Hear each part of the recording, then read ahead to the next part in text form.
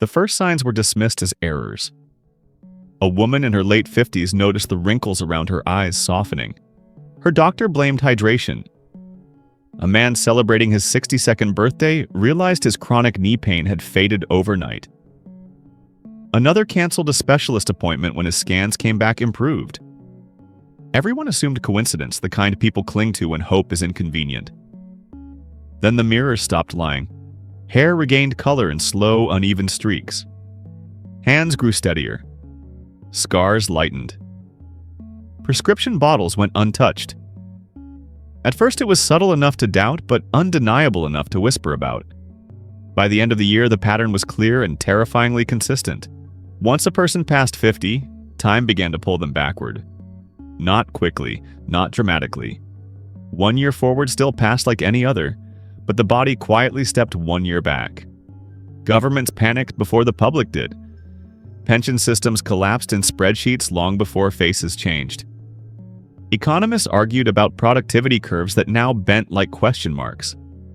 Doctors stopped saying degenerative and started saying reversing, a word that felt dangerous in their mouths. The real shock came when the first funerals were canceled. People stopped dying of old age. Heart disease retreated, cancer markers shrank. Neurodegeneration reversed itself cell by cell. The elderly, once defined by loss, became defined by recovery. Care homes. Emptied, then closed, then reopened as schools. Families struggled the most. A grandfather walked beside his son and felt his posture straighten week by week. A grandmother watched herself become mistaken for her daughter's sister. Power shifted in quiet, painful ways. Authority that had once come from age now felt borrowed. Who gives advice when you are becoming younger than the person you taught to speak? Careers broke open. People who had retired returned sharper than ever, carrying decades of knowledge in bodies growing stronger. Younger workers resented them at first, then feared them. Experience no longer faded out of the system. It accumulated. Relationships rewound unevenly. A couple married at 35, aged together for 15 years, and then diverged. One turned inward toward youth, the other still marching forward. Some marriages survived the crossing. Others shattered when attraction reversed direction. Love, it turned out, was not symmetrical in time. The children noticed something adults avoided saying. Parents who had once been tired became restless. Mothers who had warned about responsibility began to test it. Fathers who had preached caution laughed louder, risked more. Teenagers watched their elders reclaim rebellion and wondered what had been stolen from them. Then came the ethical panic. If aging reversed forever, what was adulthood? What was consent? What was responsibility when bodies no longer matched years lived? Laws lagged behind biology. A 70-year-old in a 40-year-old body was still 70 inside. But the world reacted to skin, not memory. Psychologists warned of compression. A mind built to shed memory with age now carried everything. Regrets sharpened as bodies lightened.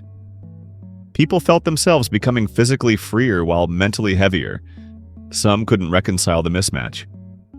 A few chose to disappear before they grew too young to recognize themselves. Then the first child was born to a woman who would never grow old. She held the baby with hands already steady from having done it before, twice decades earlier.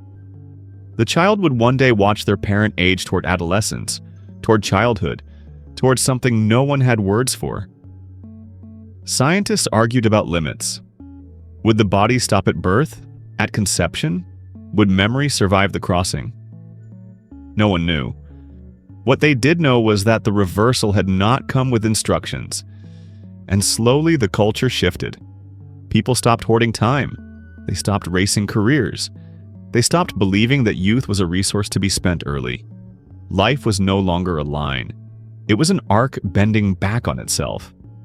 On her 82nd birthday, the woman from the beginning stood before a mirror and saw her 40-year-old face looking back. She did not smile. She did not cry. She simply acknowledged it, like weather.